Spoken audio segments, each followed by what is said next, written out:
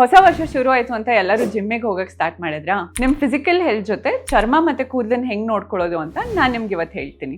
ಜಿಮ್ಮಿಗೆ ಹೋಗಕ್ಕಿಂತ ಮುಂಚೆ ನೀವೇನಾದ್ರೂ ಮೇಕಪ್ ಹಾಕಿದ್ರೆ ಫೇಸ್ ವಾಶ್ ಮಾಡ್ಬೇಕಾಗತ್ತೆ. ಯಾಕೆಂದ್ರೆ ಮೇಕಪ್ ನಿಮ್ದು ಆಕ್ನೆ ಗ್ಲ್ಯಾಂಡ್ ಅನ್ನ ಬ್ಲಾಕ್ ಮಾಡಿರತ್ತೆ. ನೀವು ಅದಾದ್ಮೇಲೆ ಸ್ವೆಟ್ ಮಾಡಿದ್ರೆ ಆಕ್ನೆ ಬರೋ ಚಾನ್ಸಸ್ ಜಾಸ್ತಿ ಆಗತ್ತೆ. ಫೇಸ್ ವಾಶ್ ಮಾಡ್ಬಿಟ್ಟು ಮಾಯಿಶ್ಚರೈಸರ್ ಹಾಕಿ ಸನ್ಸ್ಕ್ರೀನ್ ಹಾಕೊಂಡು ನಿಮ್ ಜಿಮ್ ಸೆಷನ್ ಹೋಗ್ಬೇಕು. ಆದಷ್ಟು ಕಾಟನ್ ಬಟ್ಟೆ ಹಾಕೊಂಡು ಜಿಮ್ಮಿಗೆ ಹೋಗಿ ಜಿಮ್ ಮುಗಿದ್ಮೇಲೆ ಪ್ರತಿ ಸತಿ ತಲೆ ಮತ್ತೆ ಮೈ ಸ್ನಾನ ಮಾಡ್ಬೇಕು. ಯಾಕೆಂದ್ರೆ ನಿಮ್ ಸ್ವೆಟ್ ಹಂಗೆ ಇತ್ತು ಅಂತ ಅಂದ್ರೆ ಆಕ್ನೆ ಗ್ಲ್ಯಾಂಡ್ ಎಲ್ಲ ಬ್ಲಾಕ್ ಮಾಡ್ಬಿಟ್ಟು ಆಕ್ನೆ ಬರೋ ಚಾನ್ಸಸ್ ಇರುತ್ತೆ, ಬ್ಯಾಕ್ಟೀರಿಯಲ್ ಇನ್ಫೆಕ್ಷನ್ ಆಗೋ ಚಾನ್ಸಸ್ ಇರುತ್ತೆ, ಫಂಗಲ್ ಇನ್ಫೆಕ್ಷನ್ ಆಗೋ ಚಾನ್ಸಸ್ ಇರುತ್ತೆ. ಪ್ರತಿ ಸತಿ ಯೂಸ್ ಮಾಡಿದ ಬಟ್ಟೆ ವಾಶ್ ಮಾಡಿ ನೆಕ್ಸ್ಟ್ ಸೆಷನ್ಗೆ ಒಗ್ದಿರೋ ಬಟ್ಟೆ ಹಾಕೊಂಡು ಹೋಗ್ಬೇಕಾಗತ್ತೆ.